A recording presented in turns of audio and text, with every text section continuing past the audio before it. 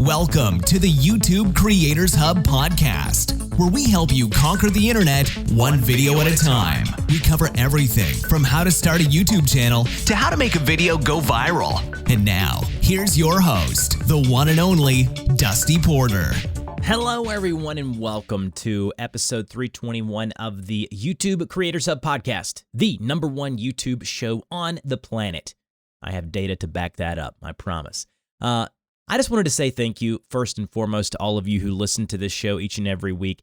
These interviews just seem to continually get better, more informative, and it has nothing to do with me. It has to do with you guys referring these creators to me, scouring the internet with me and my assistant, finding folks that I think will be valuable to have here on the podcast, and this week is no different. I want to give a huge shout out and thank you to Tubebuddy for continuing to be the main and primary sponsor of the show.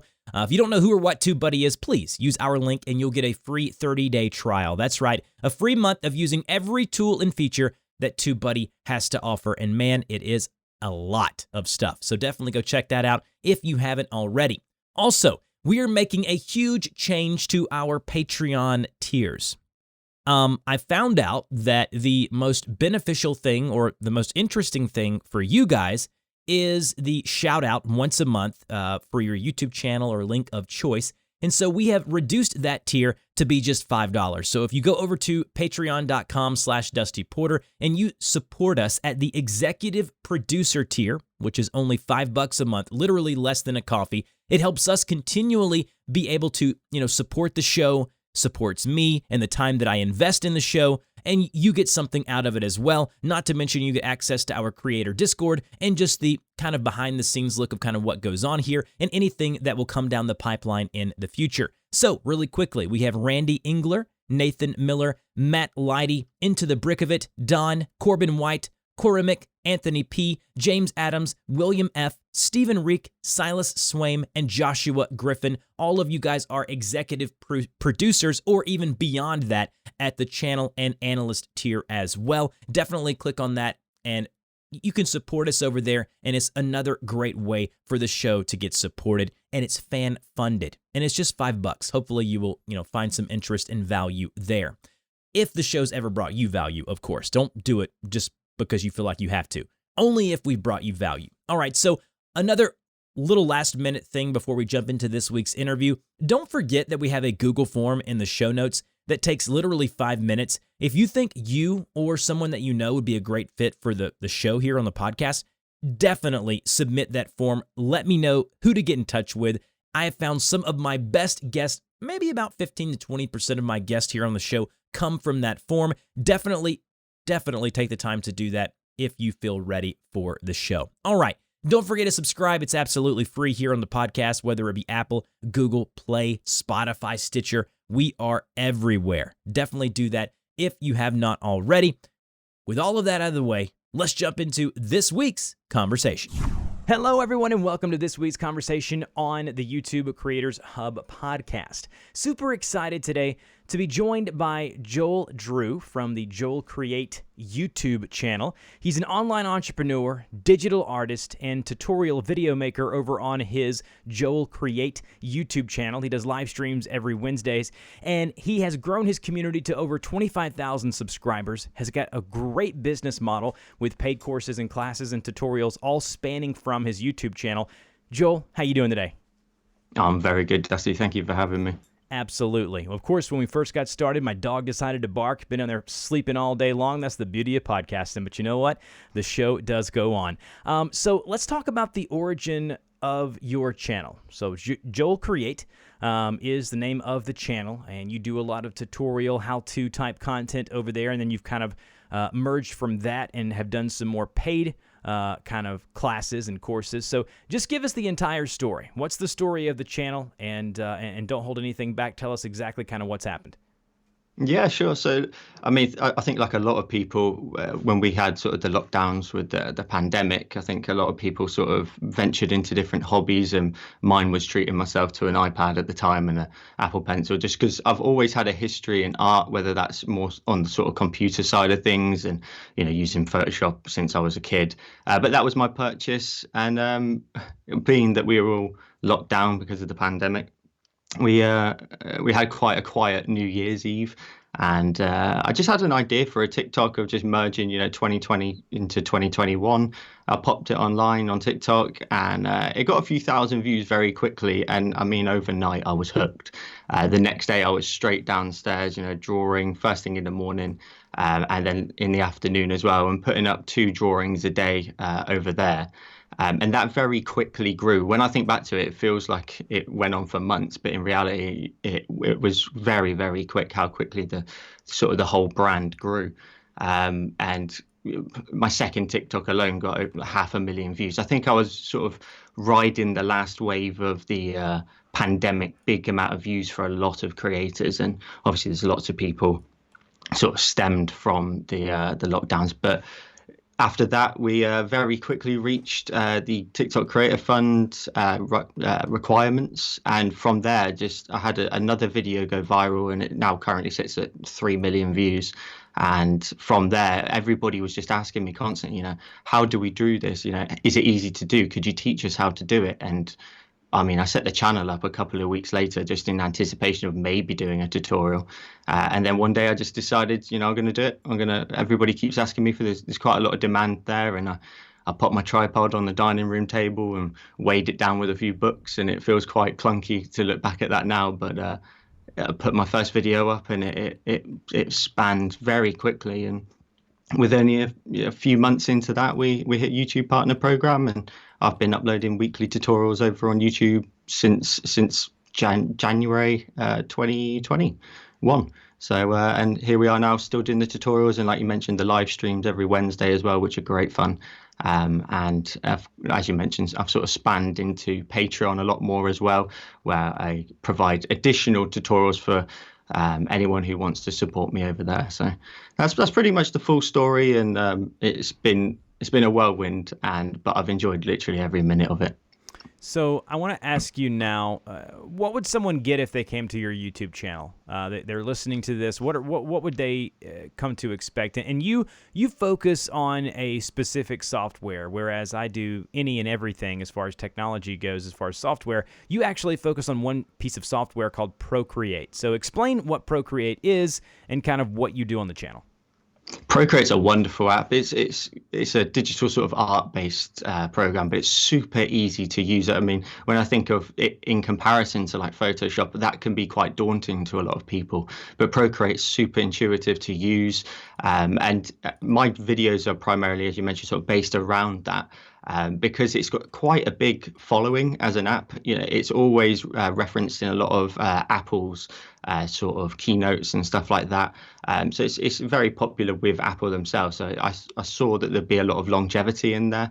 And again, because it's super easy to use, it's even easier for me to teach someone to create a design from start to finish. So all of my designs, I start with the intro, which is actually the final design, provide all the requirements for it, such as the palette, so you can follow along with the exact same colors, any brushes, which always go down well when they're free. And we just go through step by step, and we create the design together. And then I urge them to share their designs with me on Instagram. And people have great fun creating these designs that a lot of the time they start off and think, I can't create that. I'm not sure that's in my realm of possibility. But when you can guide someone from start to finish through these tutorials and creating these designs, and they love it at the end, it's really rewarding. But the designs can be anywhere from sort of very minimalistic sort of landscapes to quite sort of detailed designs, which will get more intricate and use more brushes, into like very sort of realism sort of areas as well.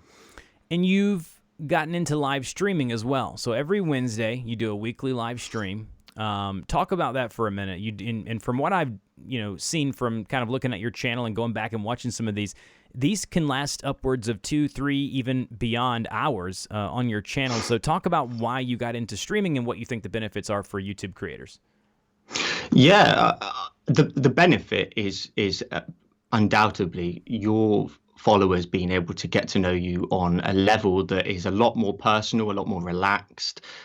They get to know me rather than me taking them step by step by step. And there's not much room for obviously chit chat in a tutorial. They get to know me, jump in the chat, and watch me draw something from start to finish. My live streams initially used to be, there was no face cam in it. It was just a sort of top down shot of me drawing, and I'd be talking. But then I eventually had my identity sort of leaked in a funny way. It was quite. It was right at the end of a stream, and someone had picked up that I was commenting in a lot of Procreate Facebook groups in the very early days, but as myself, not as JoelCreate. And from there, the next week, I said, right, I'm going to put a face cam on there as well. And it was great. Again, people get to know the person behind the camera a lot more. We have chit chats about everything, but the sort of the gist of my live streams are me drawing something from start to finish. And in more recent sort of tutorials as well, I like to get the viewers involved. Should we do this next? Should we do that? What should we do next with this part of the design? And it's great to sort of have that community feel, and we all sort of draw something together. And a lot of the time, the live streams, the designs that I draw on there end up being tutorials a couple of weeks later as well. So it's great to just sort of have their impact, make sure that that they like it. Because obviously they'll potentially do it at some point as well. So that's what my live streams are about.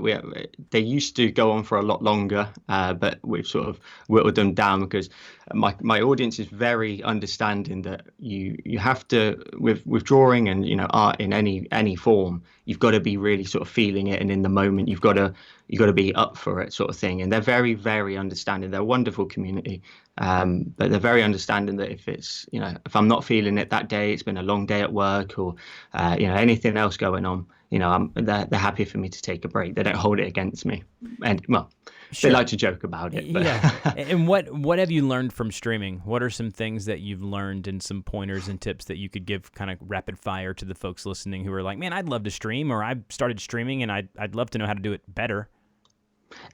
Again, just the fact that they will get to know you behind the camera, just like your content, it's very sort of focused on an objective, kind of, getting from somebody from A to B. If they get to know you behind the camera, they create so much more of a bond with you. They understand what you're like as a person. And it's great for your own confidence as well. Like if you're willing to go to the, sort of the extreme, I guess, of, having a face cam on there and, chatting for a couple of hours, all my sort of tutorials are all top-down shots. So because I'm willing to go to the extreme of a face cam on stream and whatnot, my tutorials become even easier. So it helped me grow as a person as well. But they've been super rewarding for a community feel. Yeah, I agree. I've done streams many times on my channel, and it's something that I've always wanted to get more regular with, and in the future I hope to definitely do that. I found that there are most definitely more benefits than there are downsides to streaming. Often early on I used to think, well, maybe it hurts you in the algorithm, maybe it I don't know. I used to think a lot of things about it. As I did short form video, it takes a while to learn about a product and learn about kind of what works and what doesn't. And so I do believe that streaming is not only the future alongside vertical, short form video, but there are things that as a creator we have to pivot to and really learn about, and streaming is definitely one of those. So it's really cool to hear you talk about that and kind of why you do it. Let me ask you this. Now that you've done this for a while now, what is something that you look back on and you're like, man, I really wish I would have known that sooner? Oh, that's such a good question. What would I have thought about earlier? I mean, live streaming, as we sort of touched on, not being afraid to sort of put yourself out there a little bit personally. But I think I'd wish I'd sort of jumped on trends a little bit earlier.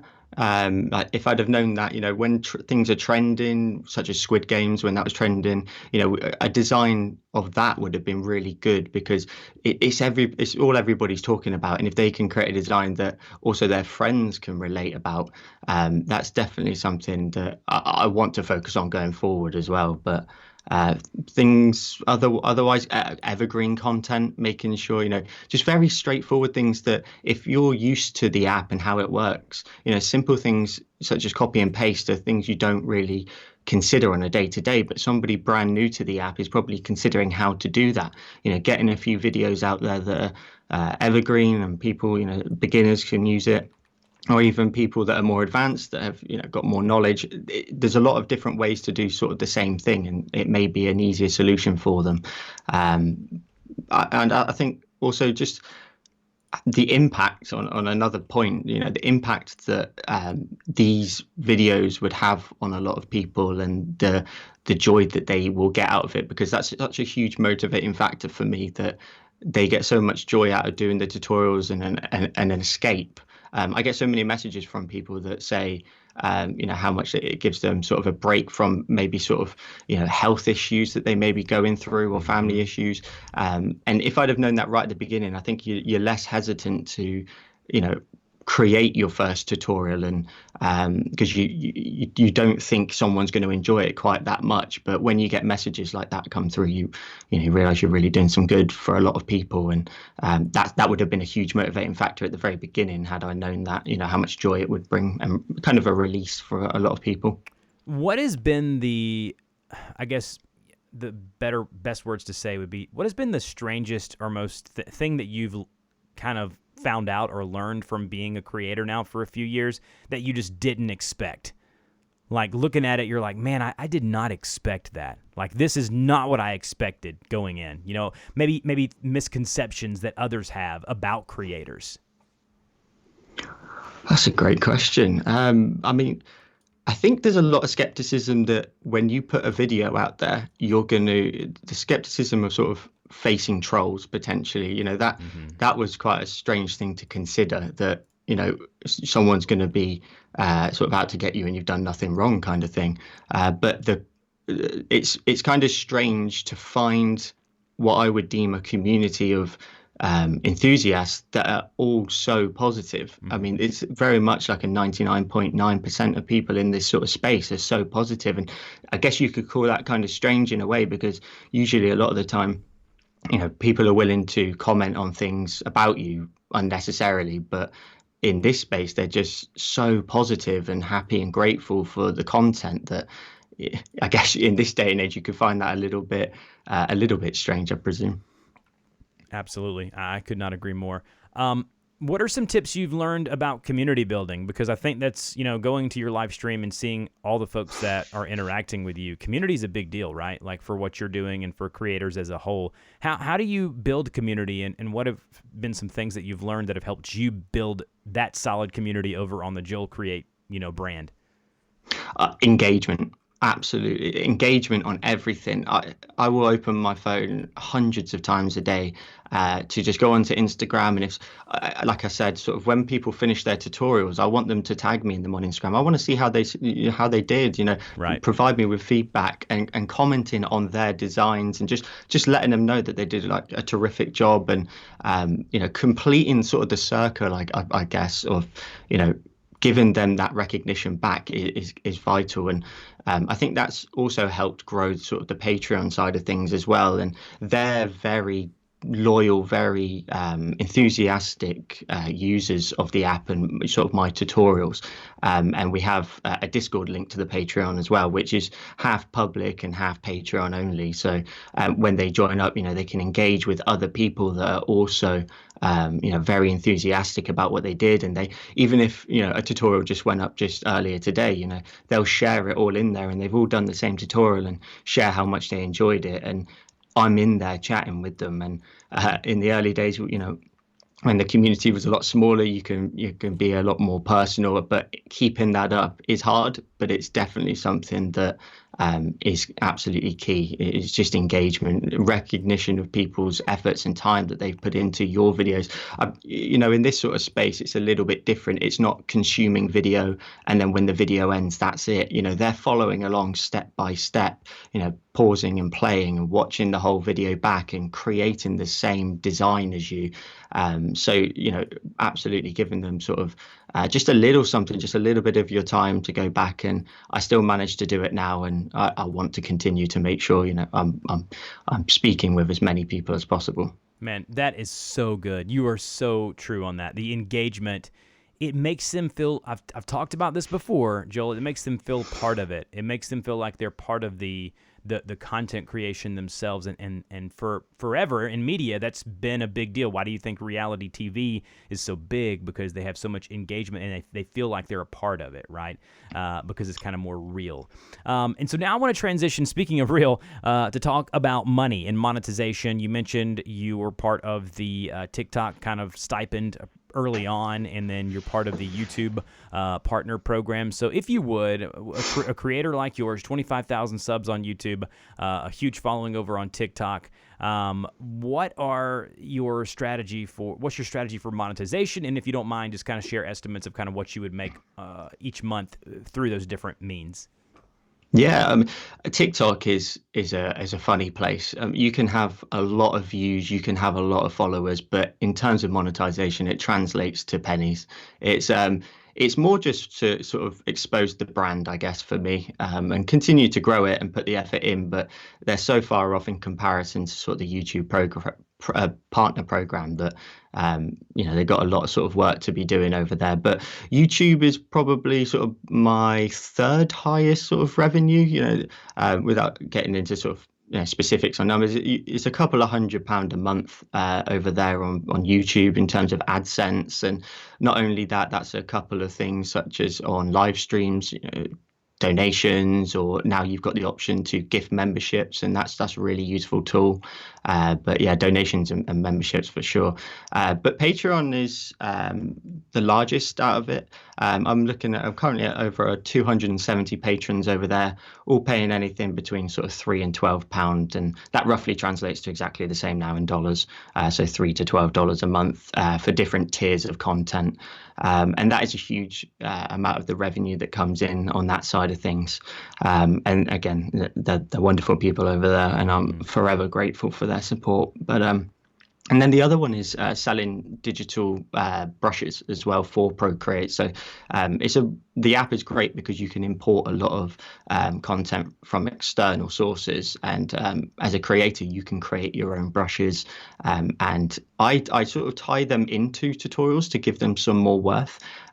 So you could download the brushes and just use them on their own, but I tie them in with also providing a tutorial that gives them a very practical sense on how to use them, so they can use them in a practical way, complete a design, and have something to show for it rather than just download them and sort of guess how to use them. And they've been super successful. I kind of label them as premium tutorials now on my YouTube channel, where they'll just, to complete it, they would have to purchase the brushes. But that's my second biggest sort of income of revenue. Not yet got into sponsorships or anything like that, but I hope that's something that can come later down the line. And you would say that diversifying your income, because you've just mentioned a number of income sources, is critical for doing what we do, right? Absolutely. I mean, you can't put all your eggs in one basket. I don't want to bring that word up, but adpocalypse, we don't want to have another one of those. And just to have different sources all coming in from different areas, you don't rely on one thing. And if it goes badly, of course, then, you could have a really bad month. But if you're sort of spreading out your resources and your time in different areas, not too thin-minded, you don't want to sort of take on too much that you can't give it everything. You've got to remember sort of the core reason why people come to you in the first place, and what that reason is. For me is obviously tutorials, and then I have to tiptoe around that time wise. But yeah, definitely you can't put everything in one basket, and to rely on AdSense. I think when you're first waiting for that YouTube partner program and the watch hours and the followers to just tick over that final sort of hurdle and you get approved, you think that you can kick your feet up now and retire, but there's a lot more work you got to carry on doing after that to get sort of ad revenue up there to a point where it's quite a nice sort of chunk of change. Yeah, no truer words have ever been spoken. That is for sure. AdSense is amazing, and I never talk down about it because it's such a great program. Because you mentioned something a few minutes ago. TikTok still hasn't figured out the whole monetization thing. The bigger creators are able to build brands and find ways to monetize via getting clients or things outside of the content creation. But as far as ad revenue on TikTok, it's like you said, pennies of the dollar. And also it depends on the niche and space that you're in. For doing what we do with tutorials, it's on the medium to upper end of kind of, money per 1,000 views. If you're like an animation channel, you're getting pennies. And I've mentioned this before, it stinks. And then if you're like a financial channel, and you talk about finances and different things like banking and things like that, you're talking like you're going to get paid way more per 1,000 view than even what we do. And so knowing your niche, knowing your space is extremely important. What's next for you? Like, what are you looking to do long-term and short-term? Long term, I just want to keep putting the tutorials out there, just keep putting them out there and have a huge catalog of tutorials that people can come and use. Long term, I would though like to sort of diversify into other apps. Again, I always want to make sure I stick around the sort of core basics, that it's an app on a tablet, or in this case is an iPad, because so many people will have an iPad that they don't need to buy specialist sort of gear for that. But I would like to branch potentially into other apps that are cross-platform, because Procreate is only iOS, so that does limit sort of the market of possible people that I could reach. So maybe a second channel with a different core app at its sort of at its center that is cross-platform would be something good to look at, or maybe even just replicating the same designs I do in another app that is cross-platform, and so you're not sort of doubling up the designs in a way. Just making sure you can complete them on both sides would be quite good. I'd quite like to look into that. Short term, my goals tend to be, unfortunately, a bit too high long term. I'm looking. I want that silver plaque on the wall, but I hear so many people on these podcasts talk about how they are vanity metrics, and they really are. Once you get over sort of 10,000 subscribers, the grind to get to 100 is such a long one that I think that really is where the notion of sort of it's a marathon, not a sprint, really comes into play, is the 10K to 100. That is going to be the longest sort of road to that goal. And that's definitely, the marathon part of things. And that would be my final goal. You do something very unique as far as collaboration goes, in that you bring on smaller creators who are in the same space and niche as you, and you invite them to be kind of presented on your channel. Talk about what you're doing there and why you're doing it. This was a like a bit of an accident of how this happened. Last year I got COVID, and I was out for 2 weeks, or two, 3. I had it quite bad, but in that period, all I could think was there's nothing going to be on the channel. I've got nothing in the pipeline ready to go at that point. I wasn't as organized as I am now with sort of my work-life balance with this and my full-time job. And so I thought to myself, like, what can I do? And I reached out to a couple of small creators, and I said, listen, do you want to be on the channel? I've got X amount of subscribers. It'd be great for you. You're just in your sort of early stages of your journey, and you could get some great exposure from this potentially. And from there, we created the special guest series on my channel, where I'm constantly on the lookout for sort of artists that are teaching in a similar fashion to me. So it's very close to what my audience would expect, but they're only just getting started, literally just a couple of hundred subscribers potentially. But it's not limited to anybody of size really. But if I can give a smaller creator a chance to flourish in this space and give them sort of the leg up that I had in their sort of early days, because TikTok did so well, and with that, a lot of my content got posted by quite large pages on like Instagram with like over 30 million subscribers and stuff like that. Very sort of fluke bits of luck that come into your journey that just really give you a big boost. Not only that, just motivational wise as well, that people are keeping an eye out for these creators, and it's been great. And I love to, again, my Patreon supporters, they're so supportive. They flood over there and they'll subscribe and follow them on all platforms. And it's really rewarding for me just to see that, they can grow and get the exposure. And obviously that video sits on the channel for a while and in the series. So, it could get more traction in the future. And I hope they really do. I hope all of them flourish. I just want to give back to them, basically. And it's a good way to get your name out there to their audience too, right? Even if it's a small or large audience, it's a great way to still cross-pollinate the two. Absolutely. I mean, I suppose my name kind of ties into their name a little bit with the fact that, the video is on my channel. Sure. But yeah, it's great for both parties, and I want to do more of it. I like I say, I try to keep an eye out for as many people as possible. But I want to find people that I can see have got the consistency. And this is just another sort of helping hand in their journey. Beautiful. Well, listen, Joel, you have been amazing. This has been a fantastic interview. Can you let the folks know where to get in touch with you? Yeah, absolutely. So you can find me at joelcreate.co.uk. But otherwise, I'm JoelCreate on all platforms, TikTok, Instagram, YouTube. And if you've got an iPad and an Apple Pencil and you just fancy having a sort of dabble with drawing, feel free to come on over and see what sort of tutorials take your fancy. And I'm sure you'll surprise yourself as to what you can complete in the art space. Absolutely. Again, it's JoelCreate on YouTube and all the socials. Thank you so much, Joel, for joining me, and we'll talk to you next time. Cheers, Dusty. Thank you. You've been listening to the YouTube Creators Podcast. We want to thank you and invite you to subscribe to the show, as well as support us on Patreon for great perks, such as having your YouTube channel featured on the show and a link on our website. Until next time, keep uploading those videos.